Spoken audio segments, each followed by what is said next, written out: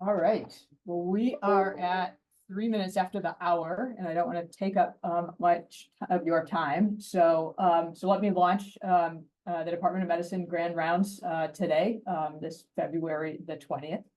I'm excited to have our speaker, who I have known in our work at the medical school as small group leaders for many years. But I am excited to learn from Dr. Mary Dolan and the areas where she is truly an expert, which is that Dr. Dolan is a professor of gynecology and obstetrics at Emory. Obviously, she's director of the Midlife and Menopausal Medicine Clinic at Emory St. Joe's, which was founded in 2016. Dr. Dolan attended Duke for undergraduate education, then came to Emory for medical school and got an MD, MPH during that time. She then went to UNC Chapel Hill in 1990, completed residency at UNC Chapel Hill in 1991.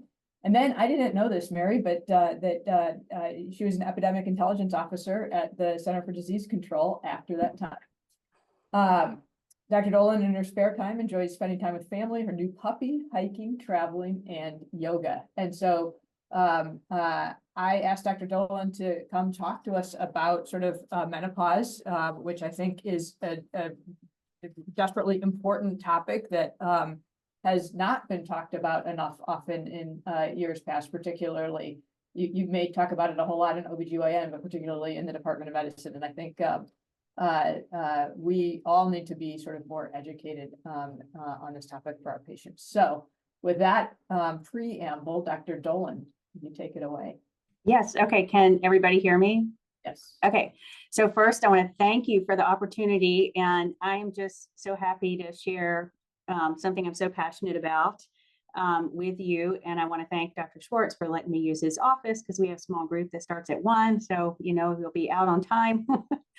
And anyway, thank Wendy. Yeah, EIS is actually kind of how I got interested in menopause because I worked in the National Center for Disease Prevention and Health Promotion in setting up breast cancer and cervical cancer screening sites for underserved populations. And when I worked clinically, then I saw a lot of breast cancer patients who had a lot of menopause symptoms. So I've kind of come full circle and look forward to talking to you more about this. Okay. So let me make sure I can get my screen share working. Okay. That looks perfect. It looks good. Okay. And then I'm going to see if I can get it set up to see on this screen too. I'm not sure if I can. Well, I can go ahead and get started either way. So that's our story. We're going to talk about menopause and hormone therapy, why or why not, which is really, kind of risks and benefits. Okay, and now it's not forwarding. Hold on one second. Okay, nothing to declare. And I have some objectives here.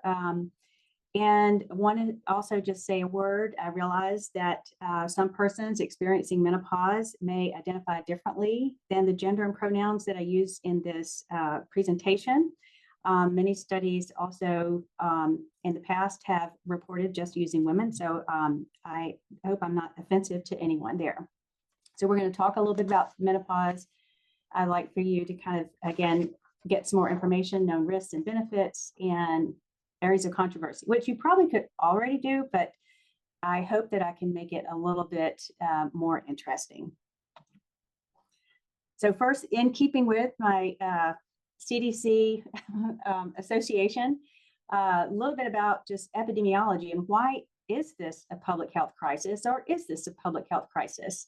So, back in 2000, about 40% of women in their 50s and 30% of women in their 60s used hormone therapy. And by 2010, only 7% were.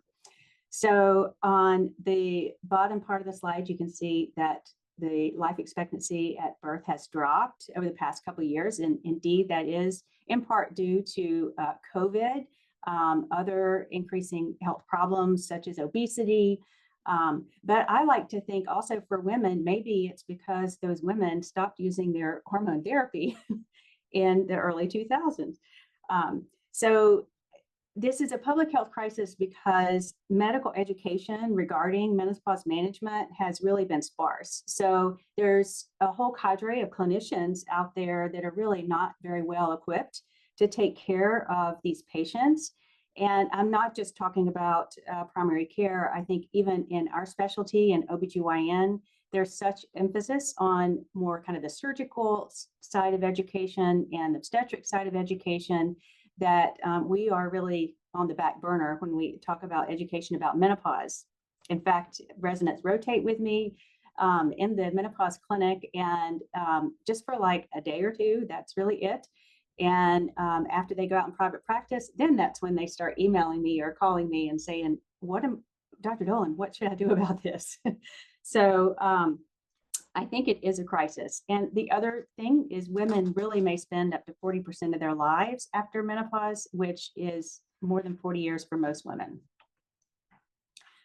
So first, a little bit about definitions. And I don't know if Dr. Kasimatis is on the line, but the name menopause comes from the Greek words pauses, which means pause, and men, which means month. And menopause typically begins between the ages of 45 and 56, but about 5% of women do have early natural menopause between 40 and 45, and additionally 1% may have primary ovarian insufficiency.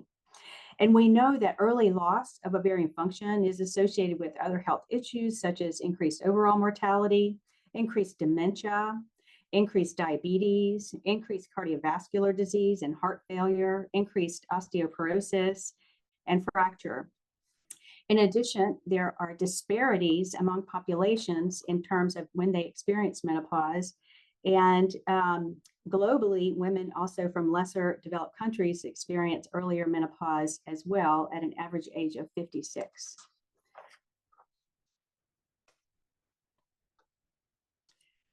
Reminder about where do these hormones come from. So I know if you might think back to medical school, yep, here we are, and got to memorize this graph. But the estrogen that is the primarily bioactive estrogen that women have comes from the granulosa cells. And this is all under a very nice synchronistic control. Progesterone is produced by the corpus luteum. So you need ovulation to produce adequate progesterone. So this sequence is needed for regular menses and regular shedding. It's a beautiful symphony when it's working. And unfortunately, as women age, the ovaries undergo atresia. And so this decline is the reason that hormone production goes down. So with the lack of inhibition from the estrogen, you'll also see increases in FSH and LH. And the ovarian aging not only decreases the number of follicles, but also in the quality of the oocytes. So you may start to see earlier changes in even in the late 30s because of the quality of the oocytes. There are changes noted in the telomere, the mitochondria, and other components of the ovary, but really the mechanisms involved in ovarian aging are still not thoroughly understood on a cellular level. So note at menopause, there are some follicles still remaining, and rarely you might have somebody who is many years out from menopause who comes in and they say, my breast got tender. I felt like I was going to get a period again. And lo and behold, they had, 5 days of bleeding. So it sounds like a period, but still any bleeding post-menopausally should be evaluated to rule out other pathology. So associated with the ovarian aging and the regular hormone production and feedback, there is havoc. I like to use this handout in my clinic actually because people coming in perimenopause look at the inside of that where it says perimenopause and they say, that is exactly how I feel. That's how I feel. So anything kind of goes in perimenopause. So cycles become irregular. The irregular production of hormones can cause a lot of symptomatology physiologically. I like to assure patients also that they won't always feel this way, and there are some options for evaluation and treatment. I don't do a lot of hormone testing, but everybody that comes in definitely says, I want my hormones tested to see where I am. And I show them this graph and I say, well, we can check it today. And this is what it is today, but not necessarily what it is, for the rest of the month. So hormone testing really is not that helpful unless you're ruling in somebody that might have primary ovarian insufficiency, where they're maybe in their 30s and they have an elevated FSH. You'll check it again in a month later to make sure it's still elevated, and then that will confirm primary ovarian insufficiency. However, I do spend a lot of time validating people's experience of the transition and the associated symptomatology, because most women come in and they really feel confused and not heard. They've seen their primary care provider, they've had some palpitations or they've had headache. And, sometimes people come in and they've gone through this whole workup for all of these other symptomatology that may be associated with perimenopause, but they haven't kind of made the connection that it might be related.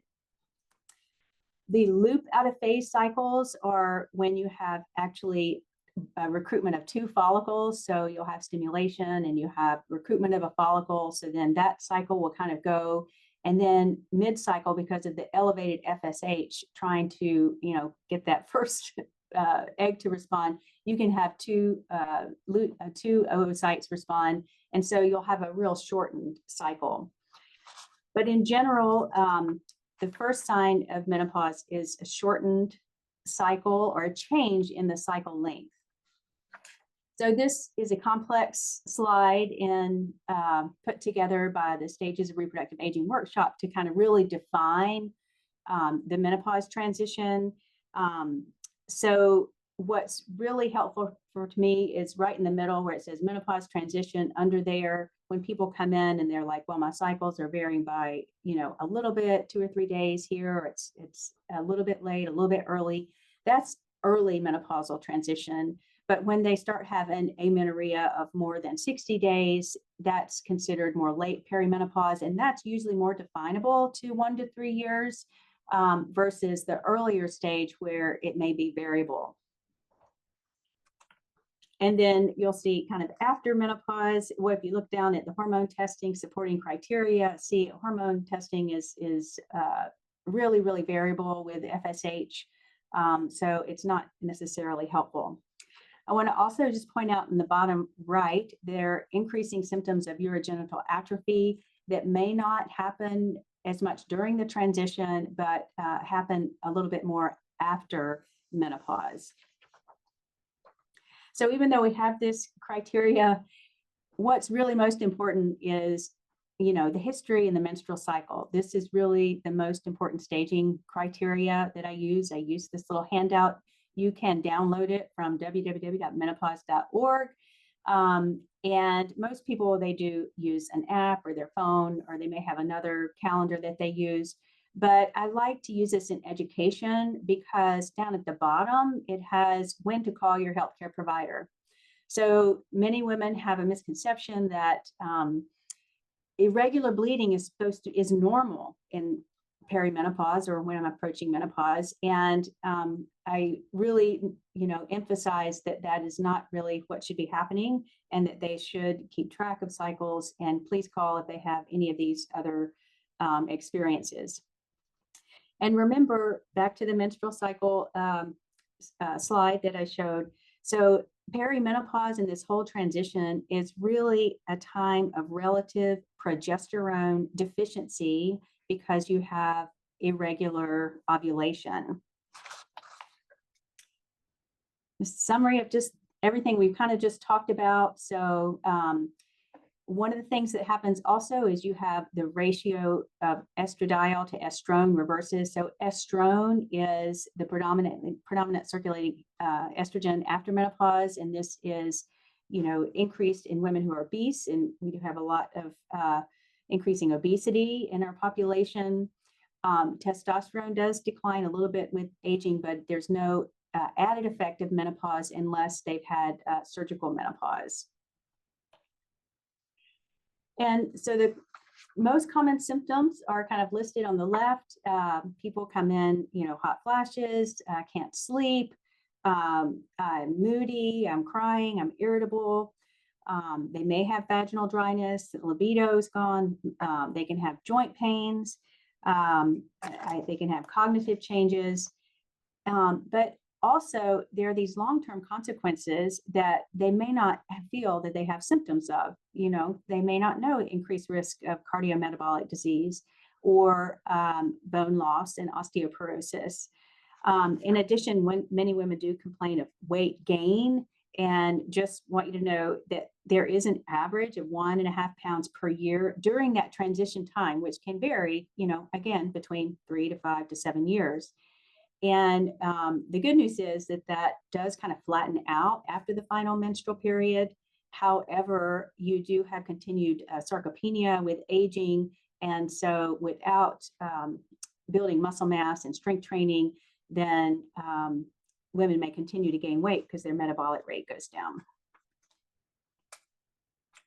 So what is hormone therapy? I know you guys know this, we're going to dive deeper in a minute because we've got a couple of cases to talk about.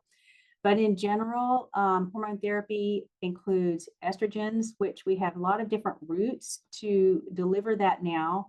We have a lot of different formulations. I think when I trained, there was only one formulation, and we'll see with the Women's Health Initiative, there was only that one formulation that was used. And we have all this information, but we don't have a lot of data on kind of duration of use and kind of the differences between different formulations and what would be optimal per person. Progestins, they're mainly oral. You can vaginal or IUD is off-label use, and different progesterones have different affinities for different receptors, such as the glucocorticoid receptors and mineralocorticoid receptors. So the choice of a progestin that is used can also, affect how the woman responds. And there is some data that progesterone alone may help with some of the menopausal symptoms, particularly vasomotor symptoms, in women who can't use estrogen. All right, so we got our case. First case, 54-year-old G2P2. Last period was 6 months ago. So she's late menopause, perimenopause transition. She's having hot flashes, 1 every 50 minutes, night sweats that awaken her. Her past medical history is negative, and she has a strong family history of heart disease. She is sexually active, and her partner has had a vasectomy. Important to note that women in perimenopause still may ovulate, and so contraception is still needed even during this time when menses space out, and that's also a common misperception. So would you recommend hormone therapy for her? Why or why not? Well, first, we want to know, is she really having hot flashes? Vasomotor symptoms, some people come in and they say, well, I just feel hot all the time. So that is not necessarily a hot flash. So a hot flash is a discrete event that comes on. It may last a minute to 10 minutes. There's a flushing sensation followed by a cooling sensation or feeling cold. They can be very, very frequent. And actually, we know a little bit more about what causes them now, and we have a medication that's directed to the central mechanism for that. It's thought to be due to hypertrophy of the KNDy neurons, the kisspeptin neurodynorphin neurons that are next to the thermoregulatory center in the hypothalamus. So importantly, also, vasomotor symptoms have become or are shown to be like a marker also of other poor outcomes, just like, we've got now preeclampsia, gestational hypertension, gestational diabetes as markers of other issues later on. But vasomotor symptoms and poor sleep are also associated with increased cardiovascular disease risk and depression. So what's the most effective treatment? This is from an old study, but does demonstrate, and what we know, estrogen is really one of the most effective treatments for hot flashes. And it is, there's a dose-related response. The top line is placebo, and with increasing doses, you can see reduction over time of hot flashes. There's also later studies show kind of no significant differences between the efficacy of oral versus non-oral estrogens. But estrogen and progesterone therapy may slightly be more effective than estrogen therapy alone. So what about how long do they last? You know, how people come in and like, how long am I going to be going through this? And much longer than previously thought, or than urban legend said that, oh, well, you know, just kind of grin and bear it. They'll go away with time. But mean duration is around 7 years for people here in the US. And unfortunately, the earlier that you start having hot flashes, there's a higher proportion of women that continue having them over time. If you look on the left, the total duration in years, up to 12 years, 70% of the women that had started having hot flashes earlier still were having them at 12 years out. In addition, there's variability by ethnicity, and 80% of African American women experience vasomotor symptoms, and their median duration is around 10 years, and that is the top line on the right. When we're thinking about our patient, we always want to rule out any contraindications to hormone therapy, which I know most of you are all aware of. So any hormone-sensitive cancer, unexplained bleeding must be evaluated.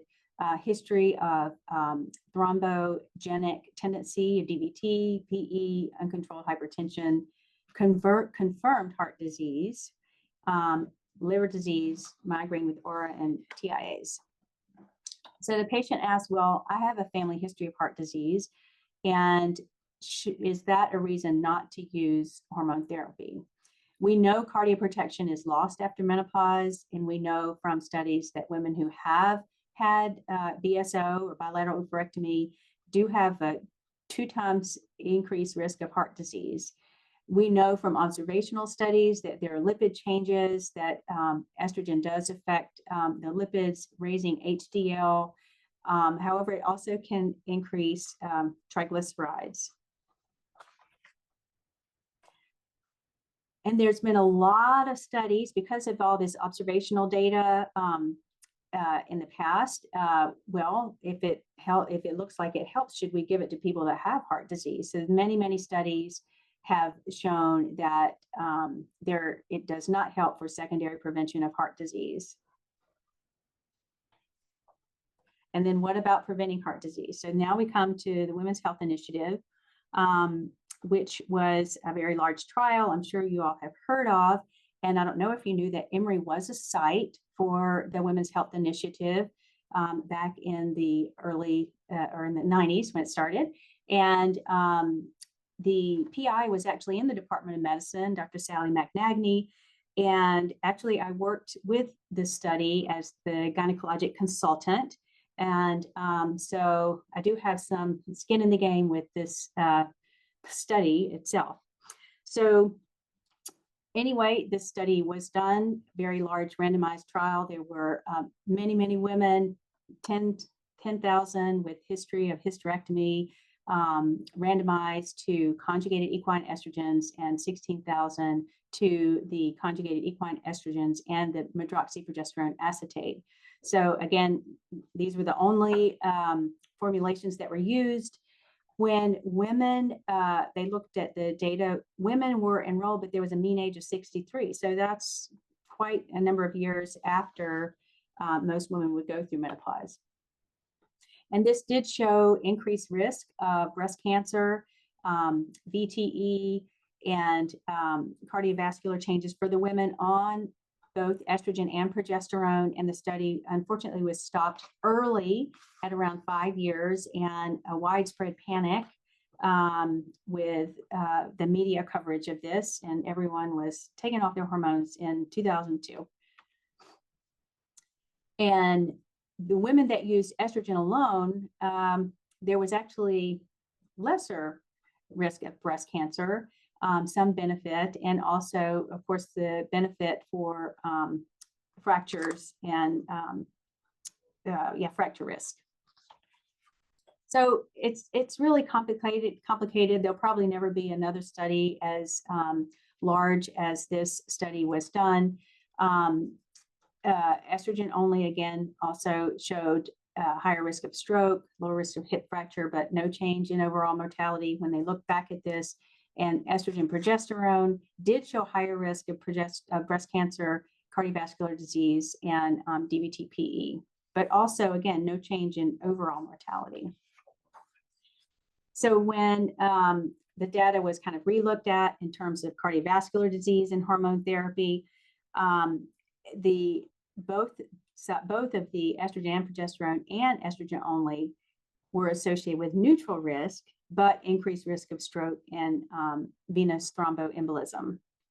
And when they stratified by age, that it looked like that women who had started hormone therapy earlier, less than 10 years since menopause, versus women who were older, that there was a difference between these risks.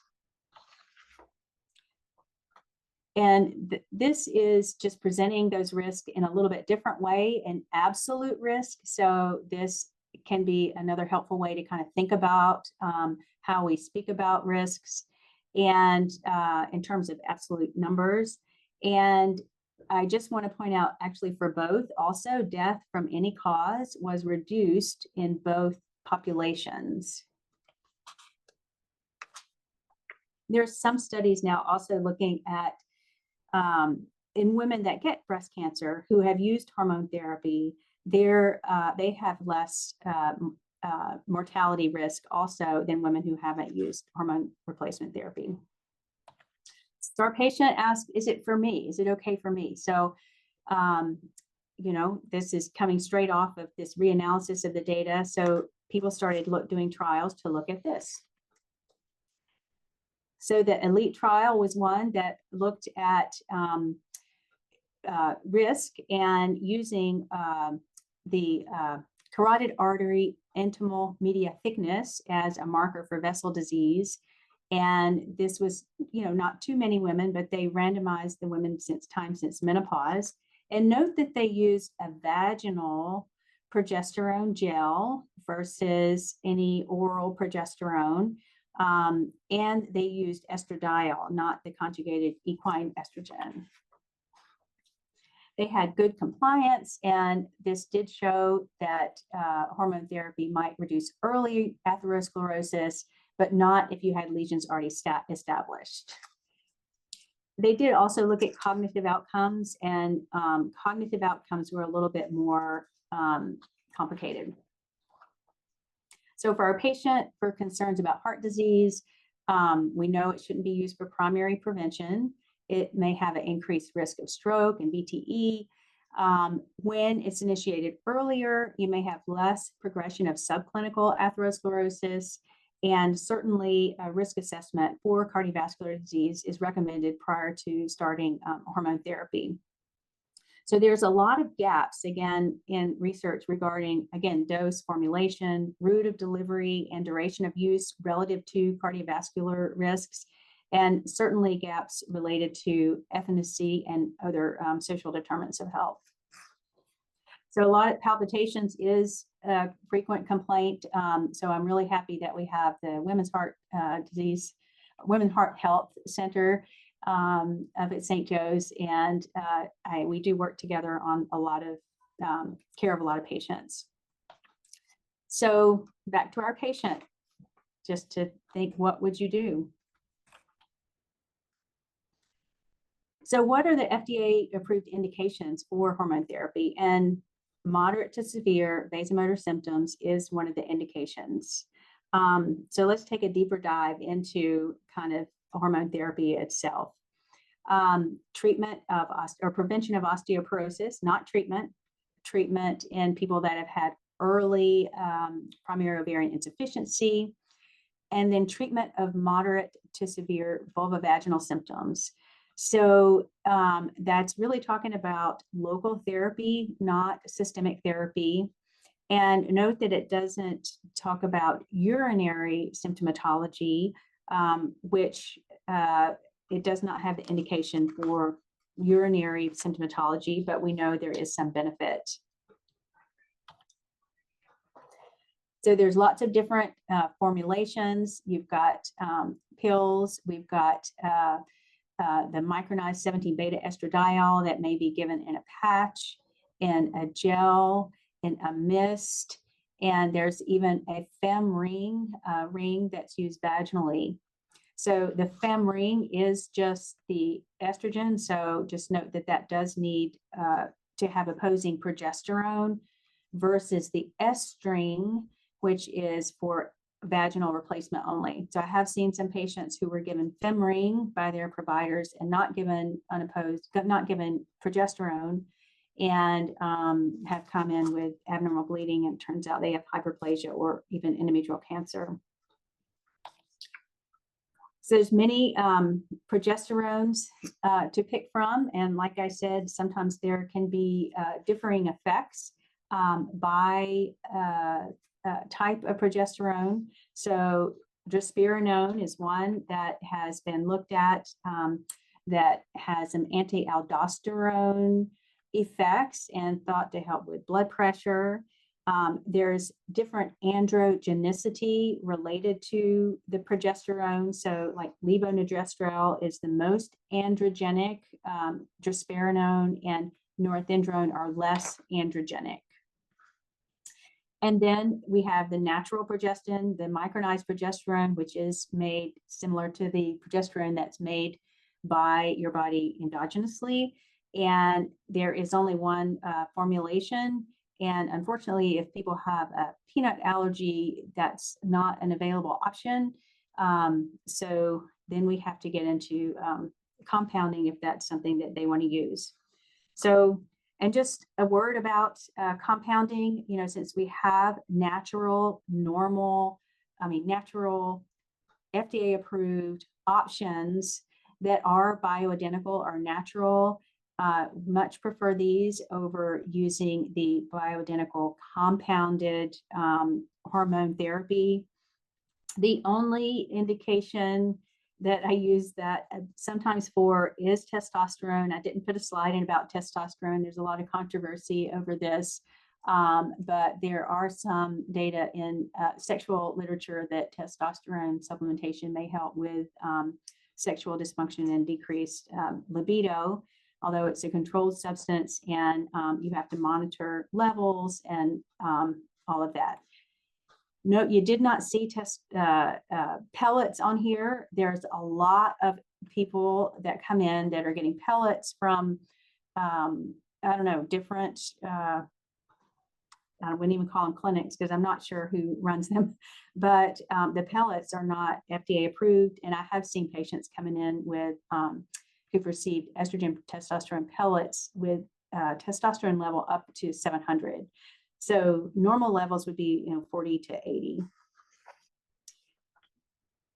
All right. So there are a lot of combinations that are available, and some of these do have generics. There for 17-beta estradiol, that's the natural progesterone. There is a new one by Juva that does have, it's not generic yet, but it is 1 milligram. It's an oral medication of the 17-beta estradiol and 100 milligrams of the micronized progesterone. And then there are others. There's still the Premarin and Prempro that's been around for a long time.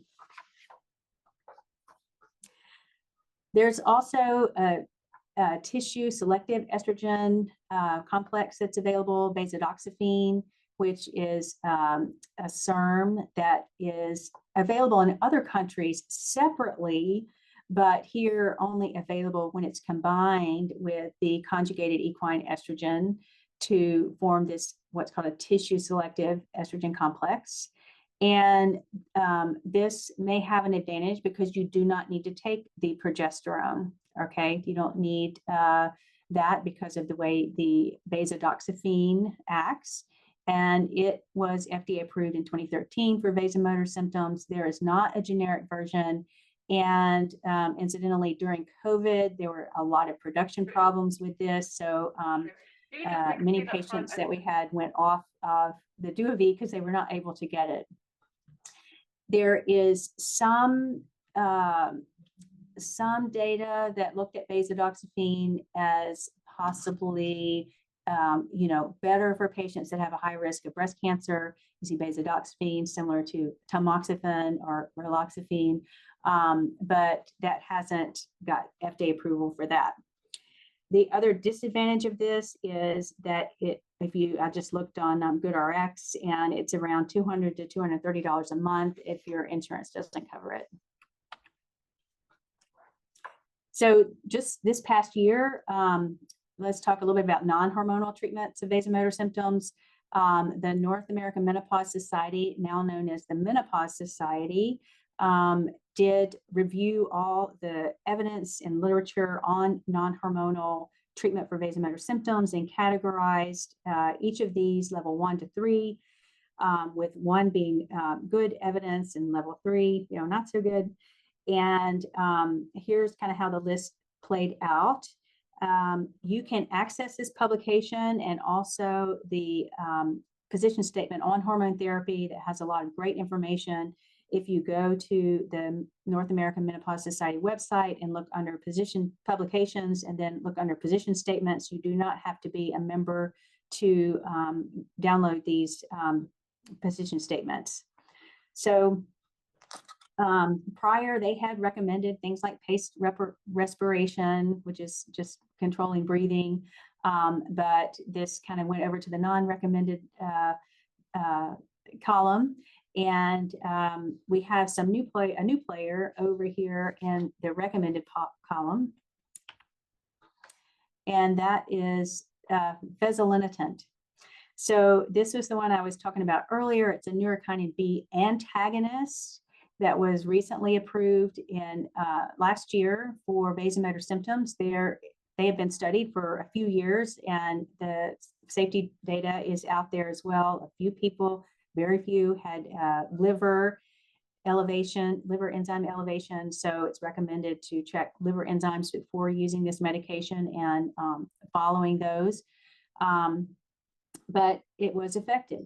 There is also Brisdale, which is basically low-dose paroxetine, and it is the only SSRI that is FDA approved, and this was approved in 2013. So the only thing about these also is there are no generics available. The cost of Brisdale and GoodRx was around $40 to $100 a month. Fezolinetant was around $570 to $615 per month. So what I do actually is I'll use good old generic paroxetine at 10 milligrams and take that at night in patients that are willing to just try that. All right. We've got the other patients we have, they'll be a little bit shorter because I know I want to give time for questions. So our next patient, she's 48 years old. She has an unknown LMP because she has a Mirena IUD, and she hasn't had a period since it was placed 3 years ago. She complains of brain fog, and her mother died with Alzheimer's dementia last year. She's also concerned about her risk of breast cancer since she has not had children. And would you recommend hormone therapy for her? Why or why not? So she says, what's going on? I just can't remember things. I forget which room I'm going into, forget why I'm going into that room.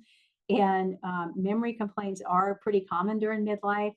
And there is some effect of just cognitive aging that affects both men and women in terms of processing speed and all of this. We know that estrogen receptors are in many parts of the brain, and they can affect, this can affect dopamine, acetylcholine, and other neurochemistry in the brain. But will taking hormone therapy help? So this is a little bit less clear. Studies have shown neutral effects. They've shown it does not alter cognitive outcomes. These are randomized control trials. So good data that it didn't alter cognitive outcomes.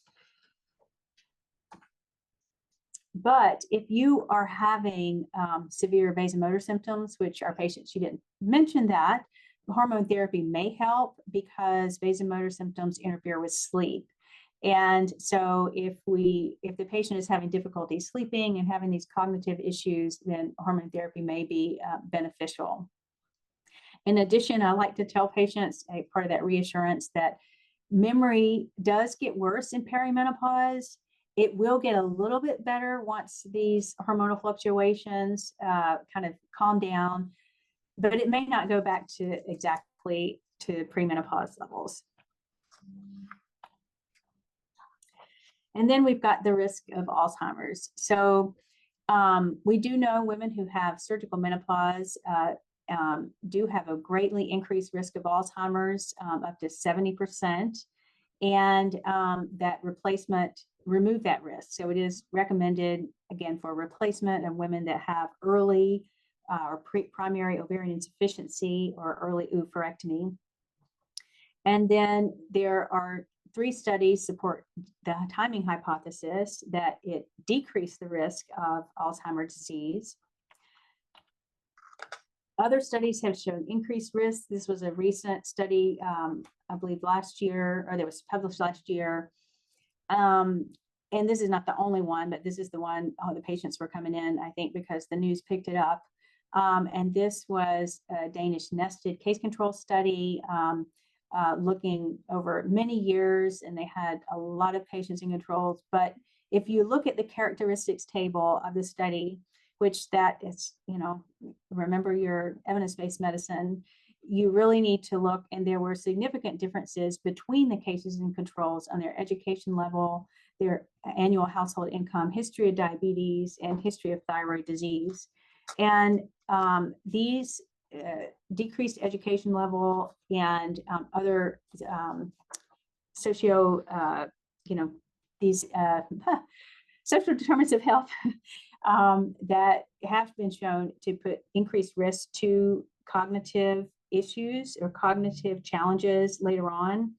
And so there's also a question whether people were giving them hormone therapy thinking it would help them, so they were also more likely to get hormone therapy than the controls. So also, what about risk of depression? We know that women who have a prior history of depression have increased risk of depression during perimenopause and menopause. And women who have a history of kind of hormone sensitive reproductive events, such as postpartum depression or PMDD or PMS, that they may have a really challenge going through this time. And it may benefit some of their symptomatology, but really shouldn't be used to treat a major depressive disorder. And finally, what about breast cancer risk? So we think, summary, the breast cancer risk is rare or small, and it really is similar or lower than the risk associated with other lifestyle factors, such as, not exercising, obesity, and alcohol consumption. So in summary, there's not really evidence that it will make a significant difference on cognition, and the increased risk of breast cancer is small. So think about this patient. Would you or wouldn't you use hormone therapy? She has the Mirena IUD in, and you could try a low dose hormone replacement therapy for her with the Mirena IUD as off-label progesterone protection. This might be a patient, because of her concern about her risk of breast cancer, you might do more short-term therapy. Okay, and our last patient, she's a 60-year-old G4P4, recently diagnosed with osteoporosis. She's been menopausal for around 11 years. She never used hormone replacement therapy. See, she's doing her yoga, and that's always encouraged, encouraging her exercise as well. But she's also had frequent UTIs, 3 in the last 6 months, and she's had vaginal dryness. So would you recommend hormone therapy for her? Why or why not? So we know menopause is definitely associated with bone loss, and it is rapid. Look how rapid it kind of goes down in the first 3 years, 3 to 5 years from the final menstrual period. And you have loss in the trabecular bone before the cortical bone. So the trabecular bone is kind of what's and the epiphyses, like in the hip joint and also in the vertebra. And just a picture of osteoporosis, which I know you guys all know about. And we know that estrogen regulates the bone turnover. It has effects on the osteocytes, osteoblasts, osteoclasts, and the T cells. It does inhibit bone remodeling and bone resorption via the effects on the osteoclast and T cells. And it also reduces osteoblast apoptosis. But since she's several years postmenopausal, for her osteoporosis, we would recommend other options. Hormone therapy is approved for prevention, but not treatment of osteoporosis. But she's having these vaginal and urinary issues. So a few years ago, the term vulvovaginal atrophy is now preferred to be called the genitourinary syndrome of menopause. This is more inclusive of the changes that occur in the vaginal area, particularly the lower third of the vagina and the around the periurethral. And even though the ICD-9 is still, I think, vaginal atrophy, but we like to refer to it genitourinary syndrome of menopause. And we know that there are changes in lots of changes after menopause. The epithelium becomes thinner. You've got changes in the pH. So pH changes are associated with change in the microbiome of the vagina, which is also another really fascinating area of research that we are doing some work on. The walls become thinner. You lose the rugae, and anteriorly, because the anterior wall it doesn't have as much flexibility as the posterior wall, you can have kind of shortening of the anterior wall, which actually then exposes the urethra more. And this may be associated also with why women tend to get more UTIs. So it's pretty prominent, prevalent, and GSM does affect about 50% of postmenopausal women at some point in their lives. So we want to ask her about sexual activity. We know that atrophy is strongly associated with sexual dysfunction. Atrophy can cause pain, and certainly with pain, decreased interest in intercourse would be noted. So treatment with estrogen does definitely help. You can actually increase the blood flow. You can increase the epithelium, lower the pH to have a better microbiome. And it does help with the soreness, dryness, irritation, itching, and pain with intercourse. And I just want to note a certain percentage of women, even though they're on systemic hormone therapy, may also need low dose vaginal estrogen therapy. And also, if you're using systemic therapy on lower doses, you might consider going ahead and using some vaginal estrogen therapy as well if they were symptomatic. There's some data that systemic estrogen may actually increase urinary incontinence and urinary symptoms, while vaginal estrogen improves some of the urinary stress incontinence frequency and UTIs. Vaginal estrogen comes in several also delivery systems. This is the S string that I was talking about. That actually delivers the lowest dose of estrogen, 7.5 micrograms every 24 hours.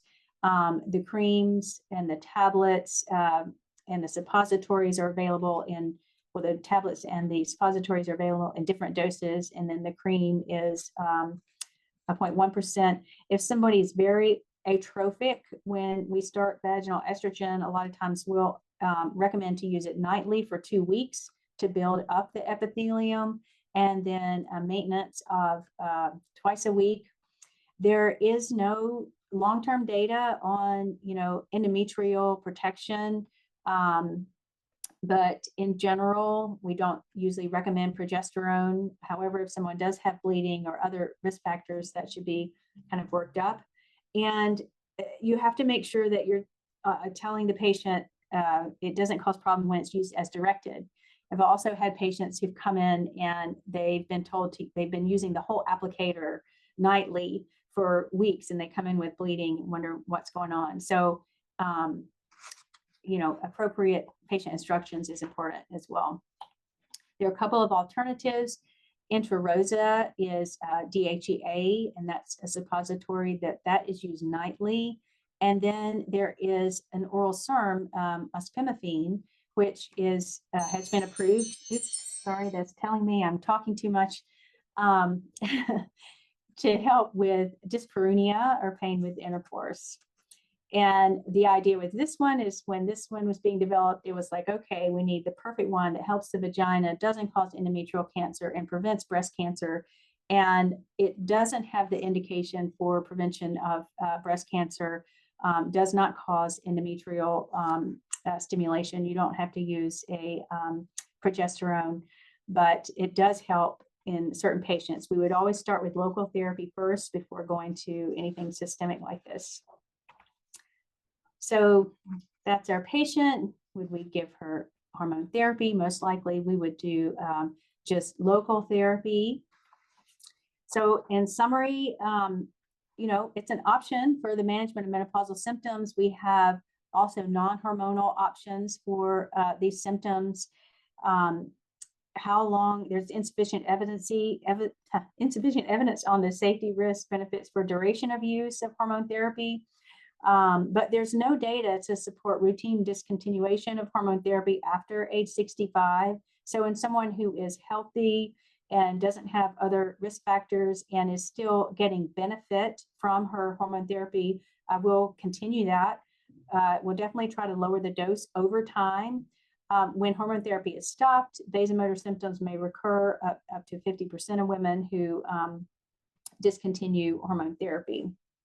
So women who are symptomatic, most recently menopausal, and in good health are the best candidates. All right, and we have some time for a few questions. Awesome, thank you. I'm going to give you some rapid fire questions. Okay, I'm gonna stop sharing. Is this semantics? What's the difference between saying you're using OCPs versus hormone replacement for vasomotor symptoms? Well, OCPs we typically use in the perimenopause transition to help with that, flattens out those swings in hormones. So those patients are usually not yet menopausal. So we've gone to hormone therapy instead of hormone replacement therapy. That's the preferred term. OCPs would be used kind of considered before menopause, and then hormone therapy after menopause. But you're right, a lot of patients come in and are confused about that. They say, I say, have you ever used hormone therapy? And they might say, well, I use birth control pills, which is hormone therapy, but not the way we think of it as used postmenopausally. And incidentally, low dose OCPs can be safely used up to around age 54 if they're healthy otherwise, and that will again help flatten those swings and give them contraception and decrease bleeding. So it's a good option. Sort of continuing the same vein, so Dr. Higgins asked, I noticed in the first case, the patient had been amenorrheic for 6 months. Do you consider HRT before 12 months if the patient's very symptomatic? Oh, of course. So yeah, most patients are more symptomatic in the perimenopausal transition than after menopause. So the perimenopausal transition is an excellent time that you may facilitate treating their symptomatology with hormone therapy. All right, another question. So there seems to be a movement in popular culture about HRT facts being misrepresented and even withheld by the medical community, perhaps as a component of the historic underrepresentation of women in traditional medical community and in medical studies. Can you tell us more about the origins of any of these concerns and how you address medical misinformation with your patients? Oh gosh, That's huge. So yeah, there was a New York Times article that was published last year, I think, and that was kind of a plea from the writer, and talking about how nobody ever talks about this, and her provider didn't speak about any options and said just kind of grin and bear it. And that's goes back to my first slide. You know, I think it is a public health crisis because we don't have adequate education of the providers out there. And since there's not adequate education and they're not talking about this, guess who's taking up the slack? All of these other, you know, I don't know, I'm going to say it's not like, not charlatans, but you know, all of these other things that are kind of inventing things that say they work, and people are spending a lot of money. I know Gwyneth Paltrow and Goop had a great big seminar last summer on, you know, focusing on perimenopause and menopause, and probably sold a bunch of products. Yeah, no, I'm sure. So we have more questions in the chat than we have time, especially because I know you've got a 1 o'clock hard stop. So I'm going to say last question in order that I got them. What about hot flashes in cancer patients? Hot flashes in cancer patients. So breast cancer patients, are they speaking of, or any cancer patients? I don't know. Well, let's make it hormone receptor, like hormone driven Breast cancer patients. So yeah, so you would breast cancer patients. Okay. So yeah, it might depend on if their breast cancer is hormone sensitive or not. We know that there are, you know, triple negative breast cancer, and after their therapy, you may consider hormone therapy for menopausal symptoms. But in general, you want to try to use something non-hormonal if it's estrogen sensitive breast cancer. And you have to be careful if they're taking tamoxifen and some of the SSRIs. So with tamoxifen, you'll want to use something like venlafaxine, or, you know, because the SSRIs can interfere with the metabolism of tamoxifen, preventing its metabolism to its most active metabolite. That's the reason they give tamoxifen. So yeah, non-hormonal options. And that's why this fezolinetant might be a good option. I mean, it really hasn't been studied in breast cancer patients per se, but the centrally active mechanism, you know, makes it unlikely to affect the breast. Excellent. Thank you so much.